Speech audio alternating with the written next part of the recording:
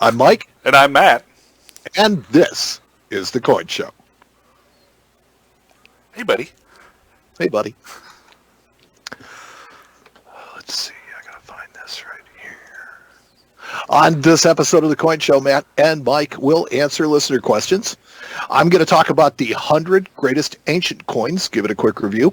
We're going to talk about the coolest thing to walk into Matt's shop this week. But first, as always, the news. The news is sponsored. Yeah, who is the sponsor of the news this episode? Let's see. Oh, you actually have a sponsor? Did you know that patrons of The Coin Show get access to exclusive content available only through Patreon.com? It's true. Don't miss out on the fun. Become a patron of The Coin Show at www.patreon.com/The Coin Show. So yeah, the news is brought to you by all of our patrons. Nice. I like it. But since that's never good enough, you know what else is brought to us by? What's that? Shoehorns. Shoehorns. Saving the back people and shoes for over 100 years. Shoehorns. I love it. So, Matt, you know how the United States Mint has been producing cents and 5-cent coins at a loss for years now, right? Yes, I do. Okay. So, according to a CoinNews.net article, the Mint recently disclosed that it has been producing cents and nickels at a loss for 13 consecutive years. Really? Yes, 13 consecutive years. So anything worth doing, I guess you should just keep doing. The average cent costs 2.06 cents to manufacture, and 5-cent coins cost an average of 7.53 cents. And there is absolutely no plans to make any changes anytime soon. That's ridiculous. What a country. Wow. I love it. It's like, yeah, we make, they make up the difference in the dollar coins and the quarters, but I mean, let's face it, it's like, why poke a hole in your bucket? I don't know. I really don't know. But I mean, how many times have we talked about this over the years? Well, yes. I mean, that's the thing. So 13 consecutive years. So the entire life of the Coin Show, they've been producing cents at us, producing nickels, I think, for the same period of time. So yes, we've been harping on it since the beginning. Right. Absolutely just killing them on it. But yes, it's absolutely amazing to me.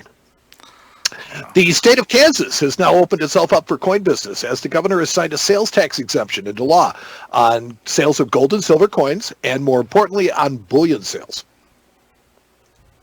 I'm sitting here looking at the article. Kansas Governor Laura Kelly signed into law a provision that provides a sales tax exemption on gold and silver coins, which means that now Kansas could host an ANA. Yep.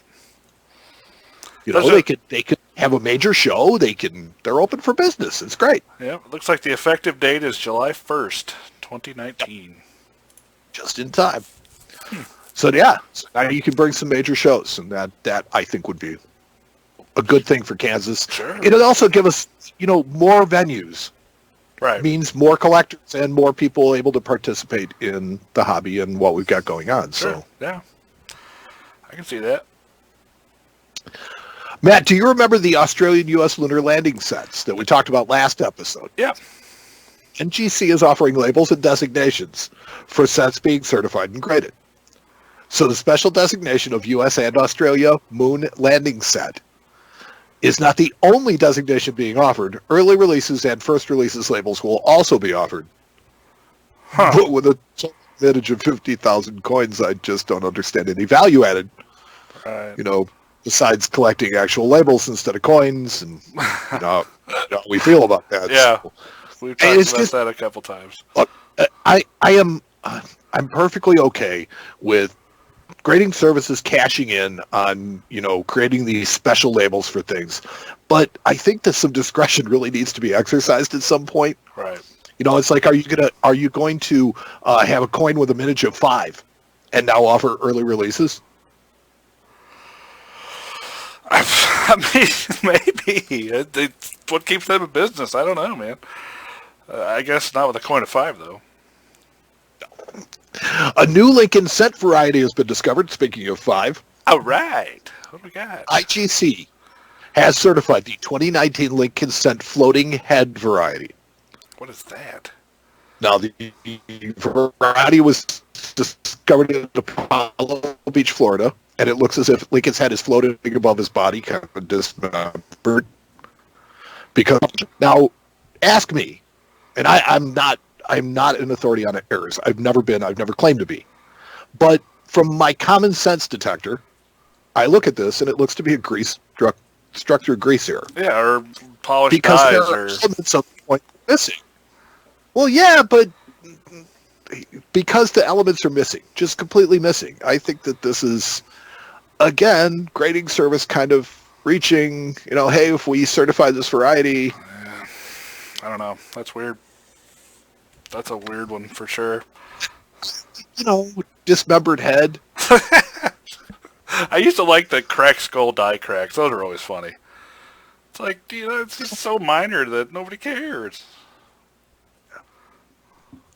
For those of you paying attention in the actual news, the long-awaited Harriet Tubman Federal Reserve Note project has been delayed, if not totally euthanized, by the Trump administration.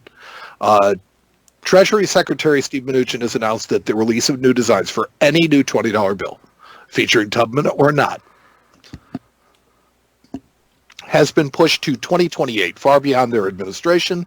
And while I don't see this as a political decision, changing the nation's currency usually requires political motivation and capital. Right. So I would expect the next administration to take the matter back up and expedite it. Or completely kill it. Yeah, I don't know. It's a weird My one. thoughts are that this was an attempt to push this towards the latter. But it may also be a functional deficit on the part of this administration to actually get the project done. Well, Yeah, so that's about as political as we. I was going to say, I was being a little quiet because I didn't want to wade into those waters because. Well, I mean, here's the thing: is coins and politics are kind of inextricable in certain ways, and it's like, look, we don't want to get into the left, right, conservative, liberal, none of that stuff, because it's like, look, everybody's got their own opinion on that, but where we do have to talk about it is from the standpoint of, look, politics actually plays a part in getting things done, and sometimes the speed with which things get done, or the lack of speed that they get done, and sometimes it's done on purpose, and sometimes it's just done through the monolith that it is our, process. Right. So, like, getting rid of the 1 cent and 5 cent coins. Totally on the monolith that is our process. It's not a matter of anybody disagreeing that it's a dumb idea for us to continue making them. It's just what it would take to get it done is just, it's weird.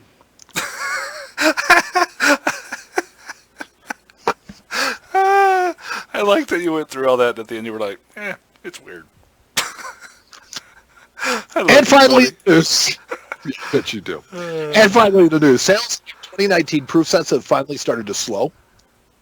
So after a few weeks of really strong sales, proof and silver proof sets have tapered off to a more normal trickle for this time of year. Well, it's the middle of the year. It's the summer. I can understand that. Well, I don't think it's any secret that there are two factors driving these sales that are firsts this year.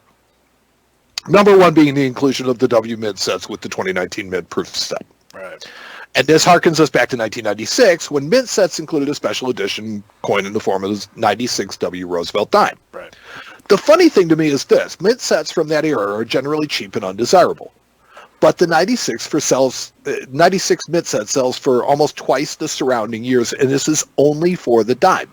The dime actually sells for what the set sells for. Yeah. Which says that the rest of the set is nothing but pocket change. Pocket change. I was just going to say, there's not much to it besides just the change. There really get rid of the dime. The silver set this year contains 100% silver coins, and although they are not priced as bullion, the novelty of these coins, at least for now, and the sizes of the bullion they're introducing to the world is unique, to say the least. Right. So I think there's way more to come on that story. I think that the fact that I don't think anybody's really thought about it, the dime is basically an 1/8 ounce gold coin. All right, an 1/8 ounce silver coin. I'm sorry. It's an 1/8 ounce bullion silver coin, which would make the quarter almost a 1/4 ounce and half almost a 1/2 ounce. So it's like those are denominations, those are things that we haven't made before. I understand that nobody wants to buy them at the premium that the Mint sets are charging, but at the same time, it's moving the United States into something that they've never done before. And as we've just said, it's the monolith of progress that makes these things slow. Once you cross that bridge, being able to create other things becomes way easier. Yeah, I mean, I guess it's hard because there just are so many new things. It still kind of just sticks with me. That it's just every time there's something new, I get an icky feeling. Does that make sense? Yes and no. Here's the thing particularly with them finally changing the silver proof sets over to 100% silver. I think that it's good and it's bad. One, it's good in the fact that I think that there's less interest in 90% silver than there is in pure silver. However, it now disconnects them from what the purpose of the original silver proof sets was, and that was to pay homage to the 90% silver coin that we used for decades and years, or hundreds of years. So now you've disconnected the two of them, so where do you go? My guess is that you're going to use this as a vehicle to move forward. Who knows? The thing is that inertia is a funny thing, and particularly political inertia is a weird thing, and so it's just one of those where, they may entirely stop making the silver proof sets at some point in the near future. I don't know. I think they're pretty popular. Well, but now that they've switched them over to 90%, I think that there's $500 million. Yeah. I don't know. We'll see.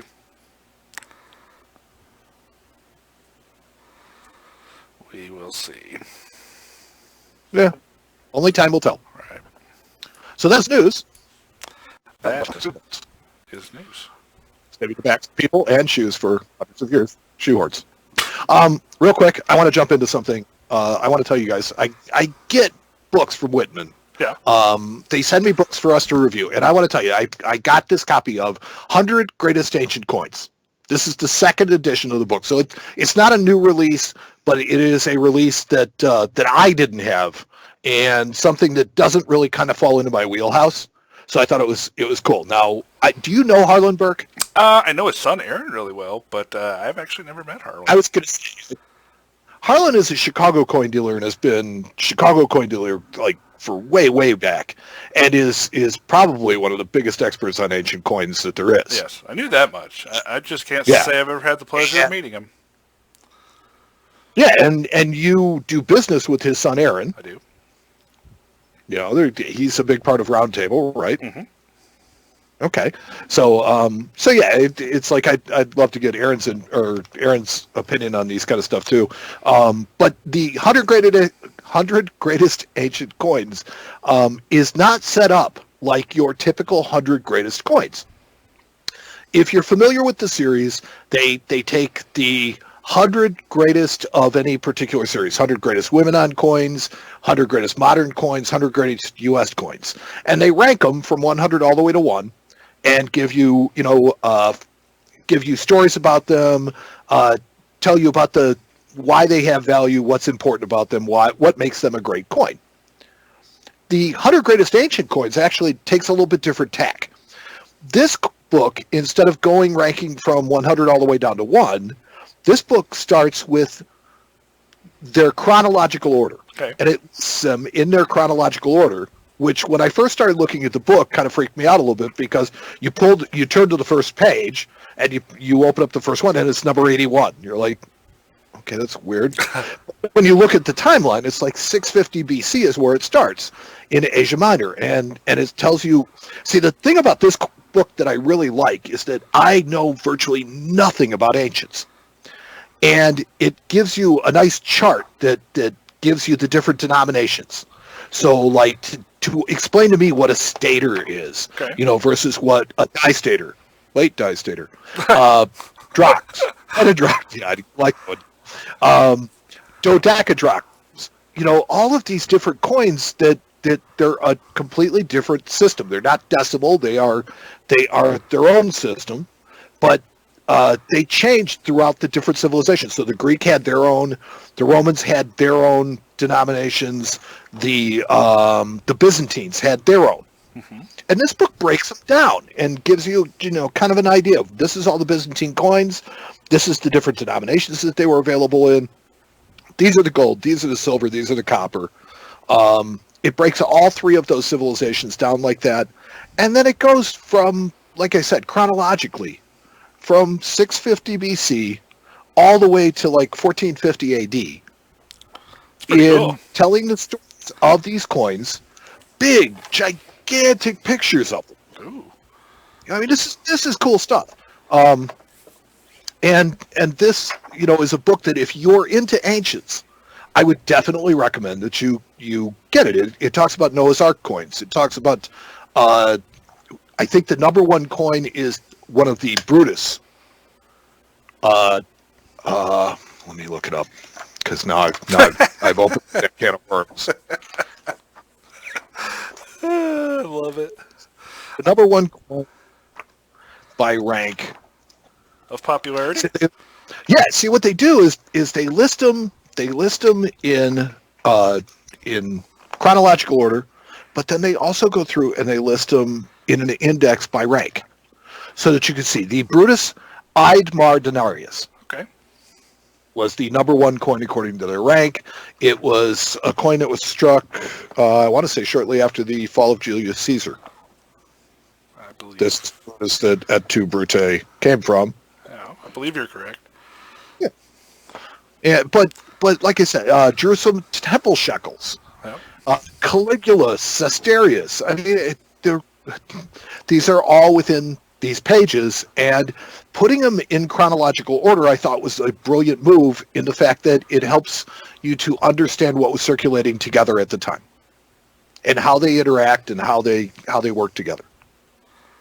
Wow, you're kind of making me a little hot over here talking about ancient coins. That's something I get into. Yeah. So I mean, when did you ever think you would hear me talking about ancient coins? That's why I've been just sitting here soaking it in, man. It's something to behold. It's So I would recommend the book. I think that it's a book. This one, unfortunately, is not going to go into my collection yeah. Well. because this one is going to go to Ernesto. Oh, that's good. I like Ernesto. He does. Ernesto is such a good guy. Ernesto does a lot of good stuff for us. He collects ancients. When I got a shipment of books this year, I kind of gave him a little thing on Facebook, and I'm like, hey, do you like any of these titles? He's like, oh, the ancient coin. Okay, cool. It's yours, dude. Cool. Love it. One coming out to Ernesto. So yeah, that is courtesy of Whitman Books.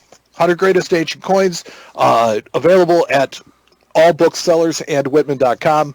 $29.95, $38.95 in Canada. Thank you, Whitman. Thank you, Whitman. Also, in keeping with the pace of tonight's show being a little bit faster, a little bit quicker, trying to get some stuff in, we have some listener questions. All right. Let's see. So we ask our friends on Friends of the Coin Show if they had any questions. Okay. I could probably answer this one. Rarest Morgan to a pass by the shop, 93S. No, we had a 95, not 95? A couple years ago, yeah. Nice. Yeah. Okay, let's see. You're just reading through them. I'm reading through them. So, let's see. Your favorite 20th century error coin?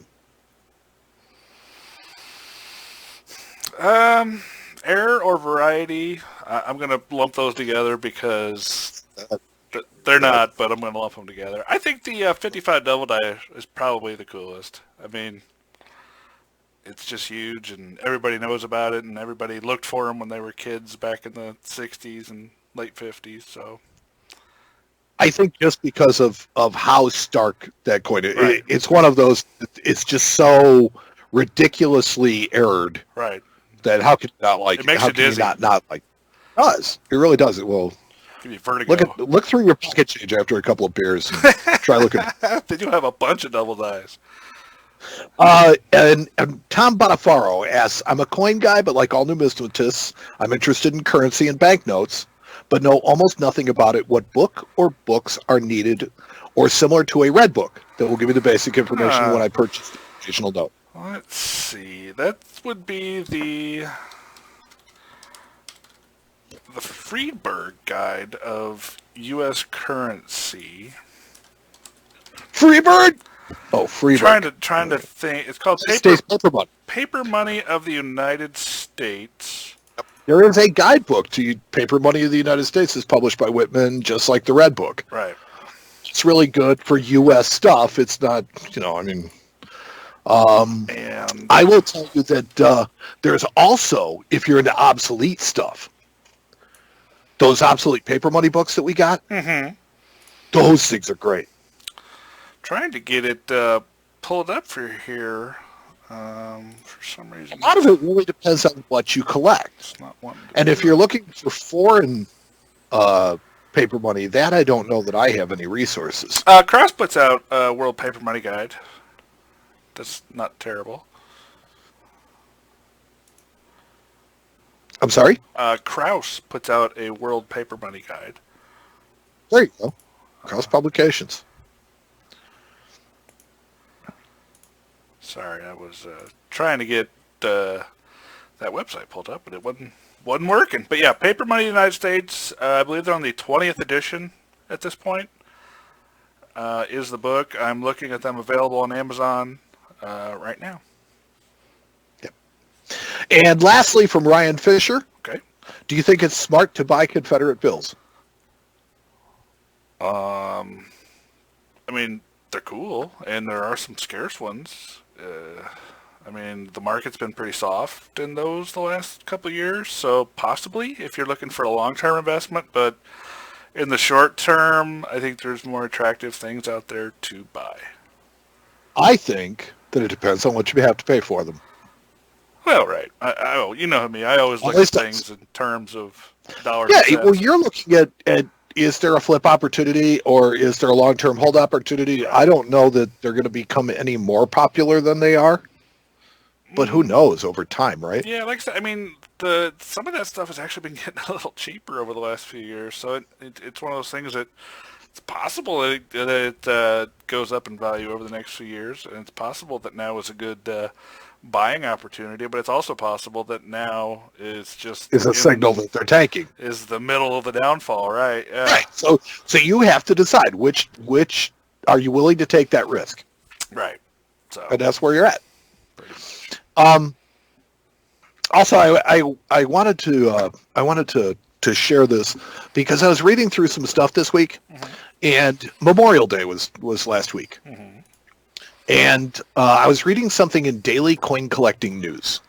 You know me, it's Coin Update, your daily coin collecting news. The tradition of leaving coins on military headstones on Memorial Days. I have heard that before, actually. And there are actual meanings to what coin you leave behind. I didn't know that. Yeah, so, coins, they've always been kind of a military tradition. You know, they have challenge coins and things like that. They've always been used as a way to pay respect to the dead, throughout the ages. I know that there is I want to say it's a Jewish tradition of leaving a stone on a headstone when you leave to let people know that you visited, that there's been somebody there. But particularly with Memorial Day, I thought it was really interesting that Coin Update published this list of coins and what the meanings of each one of them are. So if you are to visit a military, how do I want to say, a soldier's last resting place. Well, it's a military cemetery, but if you're visiting the last resting place of a fallen hero, if you leave a cent, it is the most simple means of expressing respect. A penny lets the service member's family know that someone visited their grave in the spirit of honoring their sacrifice. So that's kind of like, what the Jewish tradition of leaving the stone on the headstone is. To leave a nickel, though, placed on the headstone of a fallen service member indicates that you trained at boot camp or endured basic training with the individual. To leave a dime on a service member headstone means that you served with the fallen individual to some degree. And the significant coin is the quarter. You leave a quarter on a service member's headstone, that means that you were present when the person was killed in action. Wow. I never knew this. Yeah. People also leave challenge coins Yeah. That is, and it's the highest form of respect paid by a comrade in arms. But I just thought that this was a neat tradition. I thought it was something that was different, that that I didn't really know anything about, and it's very meaningful to me, and I just thought it was a great tradition. That's pretty cool. I've been collecting military stuff a long time, and I've never heard that one. So that's a pretty cool little thing you brought.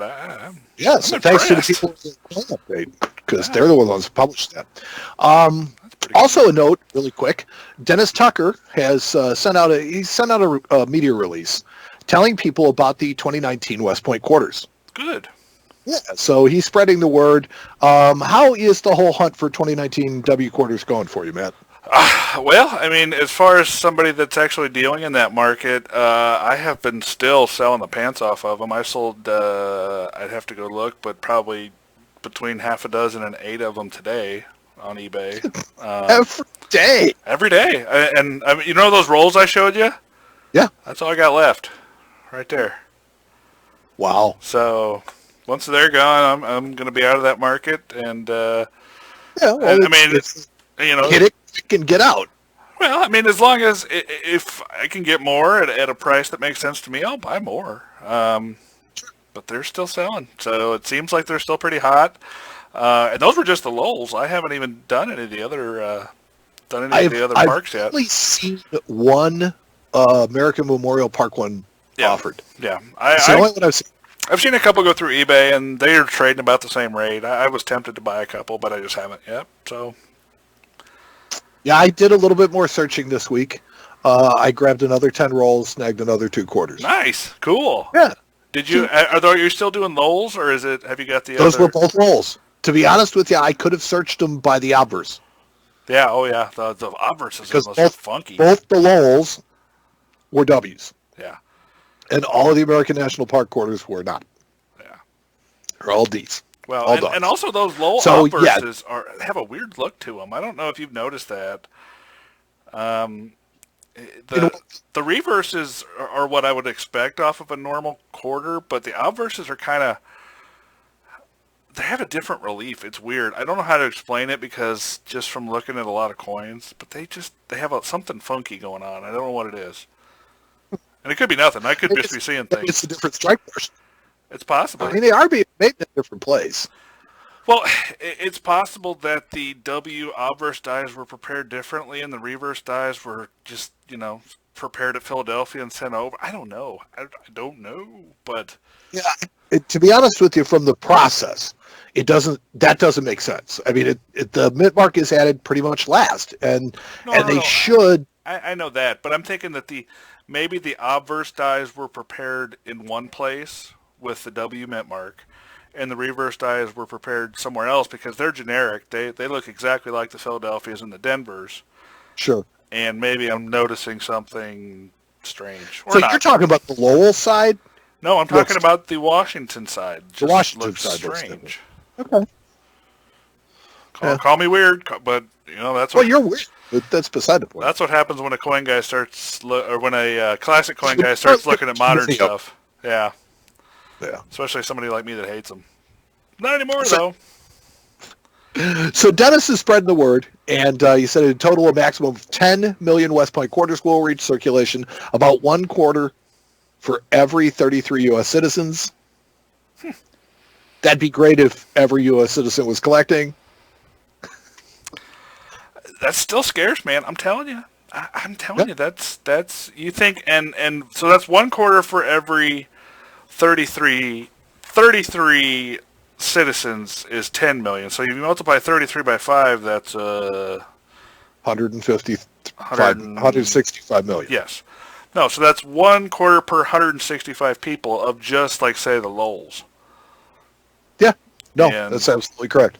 So that's pretty scarce. I mean, it's interesting and it's fun that the Mint did it. I know we dog on them all the time. About it. I know we dog on them all the time, but I'll tell you, this is something they did right to get people back into the hobby and people to look at and to get excited about it because it's exciting and it's been fun for me. Like I said, I haven't looked at modern change in a long time, And Oh, they got way more love out of us than anything Right. that they've done in recent memory. Right. I haven't looked at Modern Change in a long time, and this has got me, somebody who's been doing this for a long time now, to actually start doing it again. So, kudos, U.S. Mint. Yeah. To be honest with you, it's like I don't even think people was hard during 2009 for the double set. No. I think people are actually looking harder for these. I would say so, for sure. Just my opinion. Yeah. Oh, Matt. Hello, Mike. Come on, buddy. There you are. Woo, had a little hiccup Okay. there. There we go. Woo! Yeah. Okay. All right. So, so where are we publishing this tonight? We're publishing this tonight. No, I'm talking about what we've got going on right now. Where are we doing this? I just wanted to mess with you. This is going to go up to the Patreon patrons. They're going to get our live video feed, which we have been doing this whole time, and showing all of the websites for the news. And here in a second, I'm going to show some pictures of the coolest thing. And so all the patrons tonight, which is tonight, is about a week before we actually release the episode onto iTunes and all the other places, we'll get this episode. So if you haven't donated yet, go to patreon.com. There is a link on our Facebook page. There is a link on our website, coinshowradio.com. You go there, and even a monthly donation of $1 will get you the episodes a week Yeah, to early. get you access to stuff like this. A week early and in video, which is this is a first tonight, so hopefully it doesn't suck. But That's right. we'll see. Yes. Yeah. So you get to actually see us. I mean, it's funny because only a couple of weeks ago we started seeing each other Right. while we were doing this. People have never understood or never at least realized that we just listen to each other and just talk. I could never see him, and it's really You know, weird now. we've been incredibly good at judging each other on that one. I almost But just wanna close so my we've eyes. already started creating exclusive content like our new video feed for our show. We hope that people are enjoying the tweaks that we're making, and Matt and I will keep experimenting with this new video software. We do want to solicit your suggestions, so we'd like to know what kind of content would you like to see us produce. Send your suggestions to me, Mike at CoinShowRadio.com, and we'll see what kind of things we can do. So, Matt, Yes, sir. that leads us to the coolest thing that walked into, and I'm looking forward to this because I get to see the coolest thing that walked into Matt's shop. I don't think you do. No? I can maybe send it to you. Yes, I can get it to you. Hold on. It's coming. Oh, you could show it to me at Skype. Yeah, that's what I'm going to do. That's what I have to do because I can't show it to you through there. What's going on here? I got 18 windows going on at once. Let's see. Chats. Okay. Okay. This is such a visual segment. It really, and I'm sorry it is. Huh. There it is. All right. Send contacts. And I don't want to send you money. Yes, you do. Sorry. It's Did I not. say that out loud? It's not going to let me attach the files in the Skype chat. Don't worry So about it. you'll see it in the video when you watch it on the. Sure. I will. You'll see it in the video when you watch it.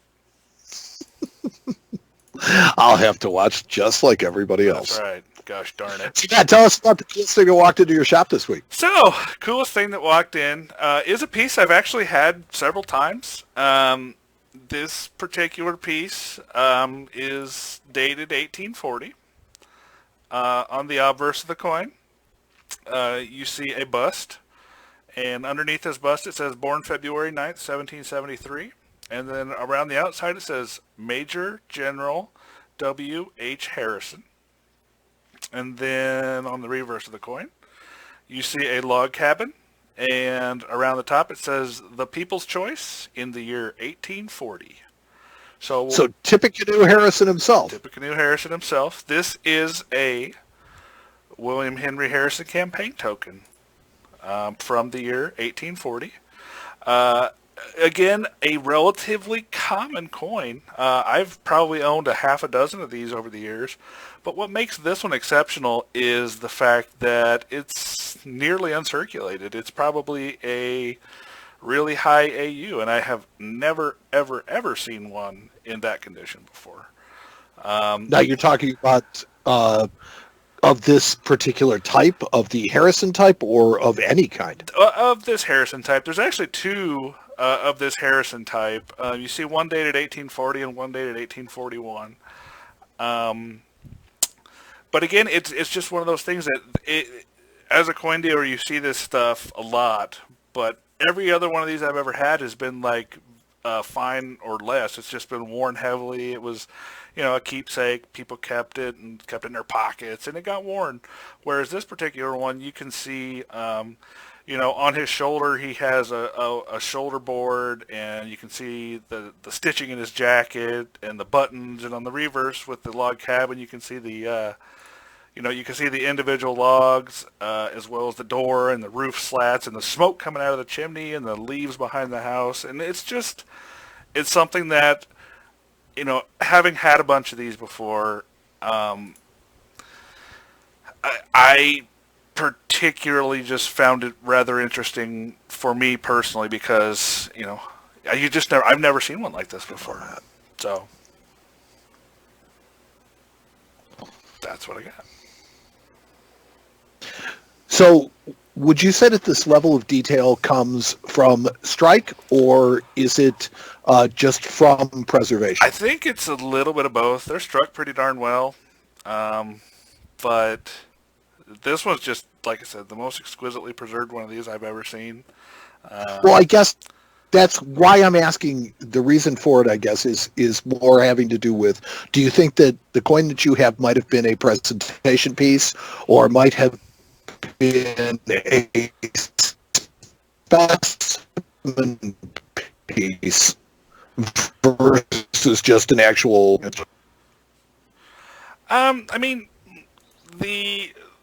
The piece itself is just it's fully struck, so I don't think that it's any kind of presentation piece. They came holed as well. There's actually a hole in it. So as far as all the other pieces that I've ever had, it really compares exactly the same. So I think it's just a nice one. They came holed? Yeah, they put a hole in them so they could string them up. I guess. Yeah. Yeah, string them up. Every other one I've had a hole in it. I've had, like I said, probably half a dozen. William Henry Harrison holds the distinction of serving the shortest term in U.S. presidential history at 31 days. Wow. Are you aware of that? I was not aware of that. That's pretty awesome, though. Yeah, so William Henry Harrison was Tippecanoe. He was a war hero from the French and Indian War. I believe so. And he was inaugurated in March of 1841. And the weather in Washington was very cold, and he refused to wear an overcoat. He didn't want to. I do remember this story. Yes, and he caught pneumonia and died 31 days later into his term. And because of that, we ended up with President John Tyler, who was never elected beyond that. Right. So, yeah, that's the whole reason for President Tyler and his two living grandsons. That's pretty cool. That is. That is pretty awesome. So that was the coolest thing that walked into Matt's shop this week, brought to you by Shoehorns? Shoehorns. Sure, saving people's backs and the backs of shoes for hundreds of years, Shoehorns.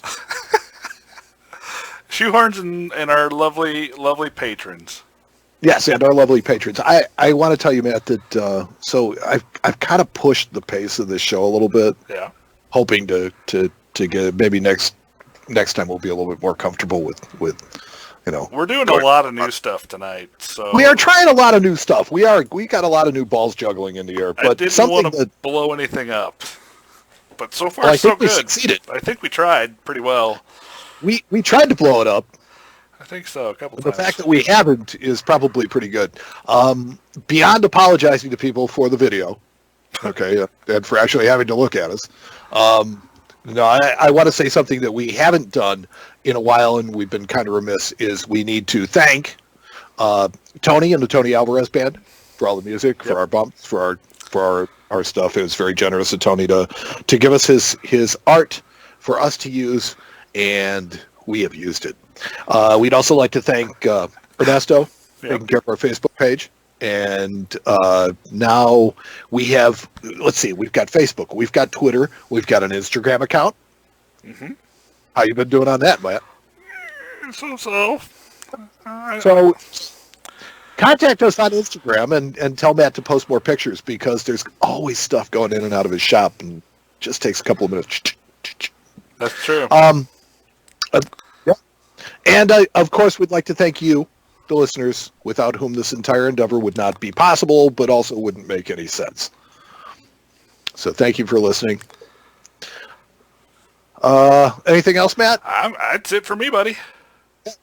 We got this new video feed going out. To all of us that all of you that haven't heard me beg enough yet, it's like, please, patreon.com, go to www.patreon.com/thecoinshow, donate to the show. It's actually, it's forcing us to do a lot of new things and a lot of really cool things, if you ask me. Right. I like what we're doing. Yeah. I like the changes that we're making. I love being able to do fun, new, interesting things like this video feed. I never thought we would be able to do it. So that's all in thanks to the patrons, and that's why, we're doing this for those guys. We're trying to give back.